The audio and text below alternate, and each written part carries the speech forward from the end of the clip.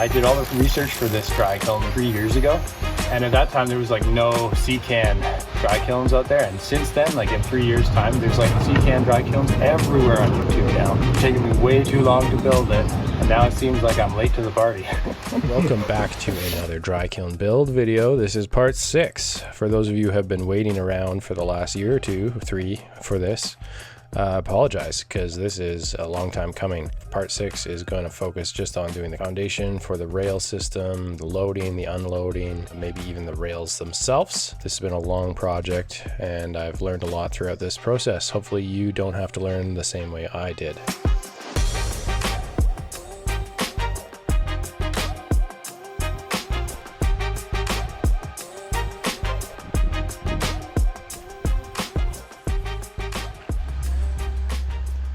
This old Betsy's made by the London Concrete Machinery Company in London, Canada. This thing's an antique. We're gonna get it running again today. The drum is driven by that gear right there. Chain, which runs to a drive shaft, which we have set up on a pulley on this end. And that runs via belt. The problem we're running into right now is that chains should have more tension than that, so when we run it, it just flops around, and there's high risk of it getting caught underneath, which is probably what happened to me last time I used it.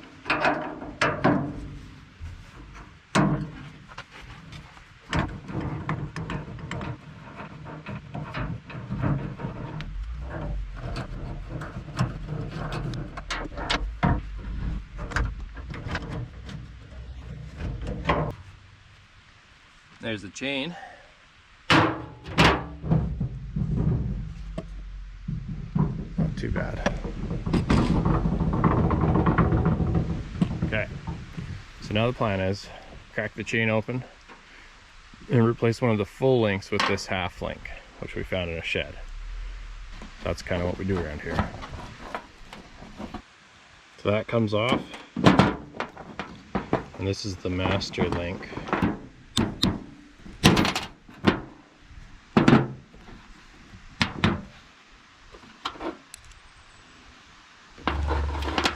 Alright, so the chain is shorter now, and I have some washers to account for the shortness of the chain, so we're going to add some spacers underneath. So put it back together, but it is too tight now. That chain is taut. So I'm going to add some more washers. Choke? I'm going to choke it. Switch on? Yeah.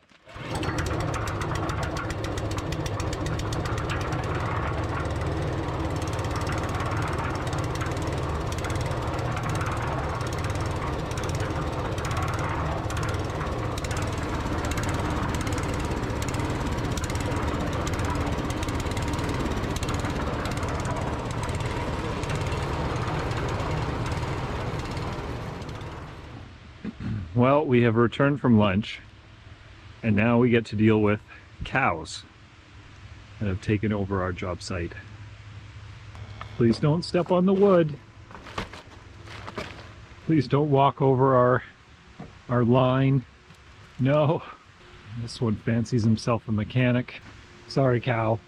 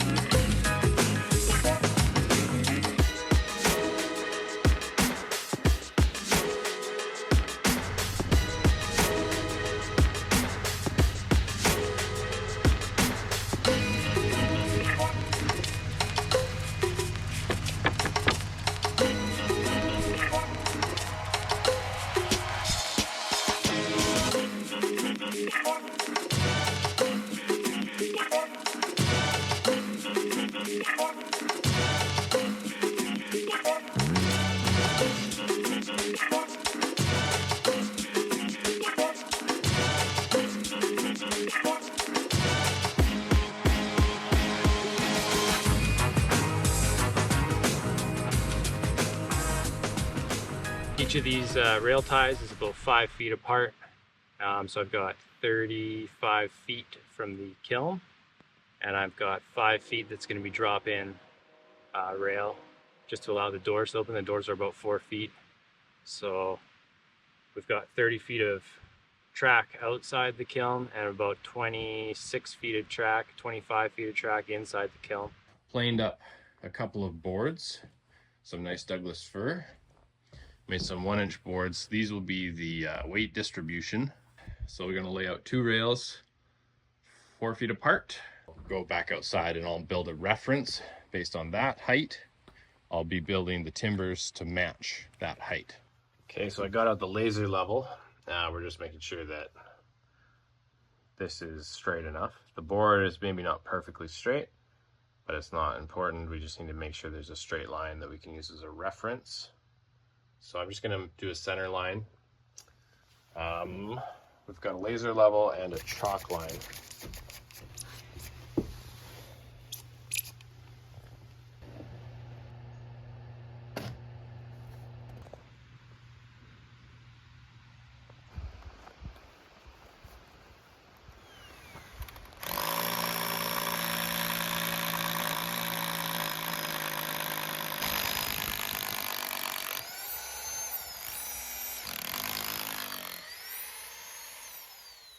So we're at the point now where we're looking into anchoring some of these beams into the concrete.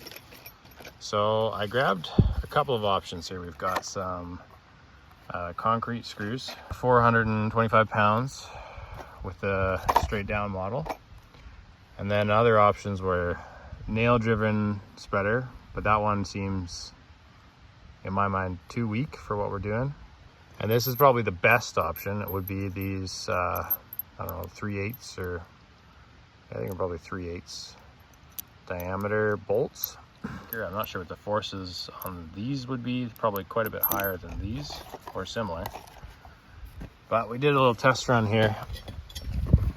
Single screw, chunk of angle on here, and me pulling as hard as I can. It doesn't come out.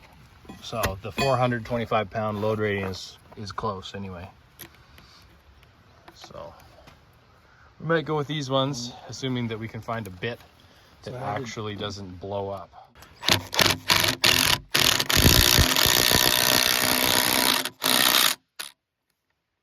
That felt pretty good.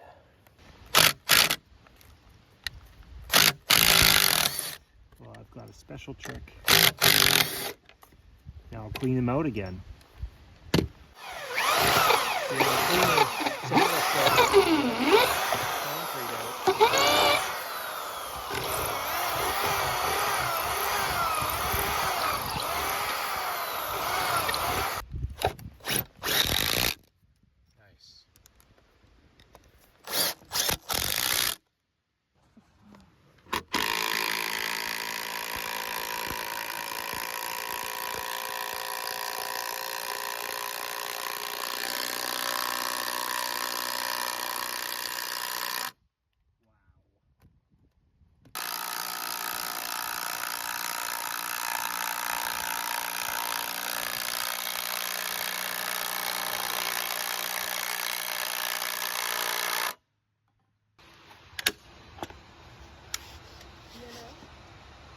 One of the design changes, because I ended up using scrap metals, I got 3/8 thick steel here instead of 1/4 inch. I was originally designing 1/4 inch for the rails. As you can tell, that's a pretty thick piece of steel. Not a problem, that's actually a good thing. That improves the strength of the rail system. And you probably couldn't picture what I was describing until now, but basically the beam here is bolted onto your concrete form. And then I've got just a piece of tie bar on top of the beam. The beam's all kind of tied together with cross members and stuff to make it strong. Wood insert, so these are custom made triangle that fits the inside of this piece of angle. And 4-inch screws are sucking the whole thing into the beam. And that's keeping it pretty strong. If I'm running into any challenges, my plan is to just spot weld the rails together, as they're butted up. We'll just weld these together and then grind them flat again. And that'll make a continuous rail all the way across. It's just a little bit time consuming because we got to take all this metal here, flush up the ends with the chop saw, which we've got mounted onto this strange workbench. We've got a chop which can handle the ends, and then we'll hop it over onto the drill press. And we're drilling some pretty significant holes.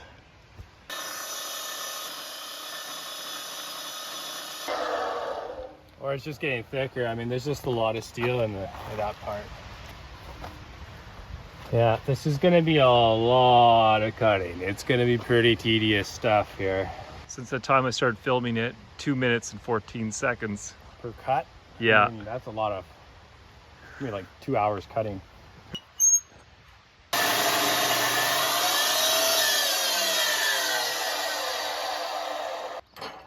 think cuts better that way. We'll just switch sides every foot. That was way better. Nice. You just have to press ridiculously hard. Okay, so it doesn't look a lot different, but it is different. So we have an entire rail attached on this side now. So we've done the whole length and it's pretty straight. I don't know if you can see that. Let's do a zoom in here. Still a ton of rail to put in here though. We've done 30 feet out of roughly 120. So ways to go. Ways to go yet.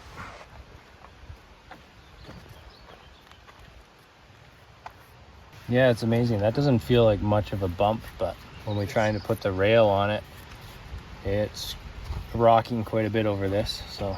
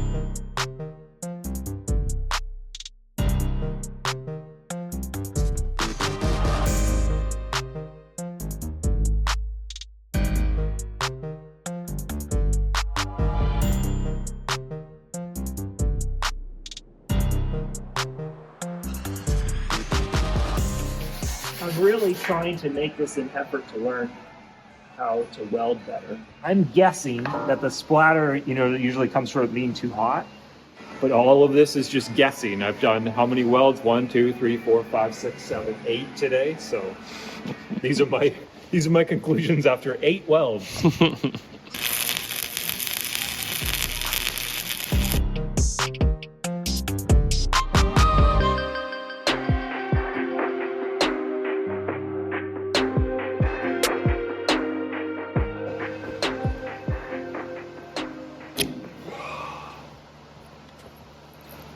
It's so crazy how It's strong a very that strong little thing spring, is. eh? Yeah. Yes! So I'm hoping this just slides out the opposite end. Oh, perfect, it does. Yeah. So the actual head does not fit. You know what we need to do is just grind and just Angle. take like the edges right off.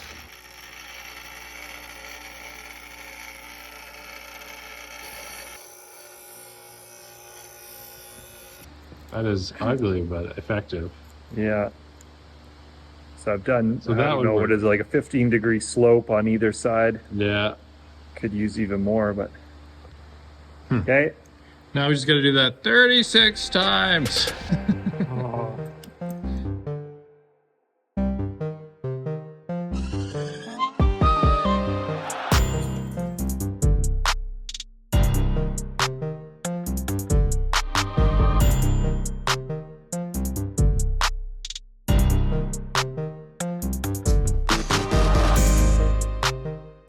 Handrail is screwed down and secured, and everything is in a perfectly straight line.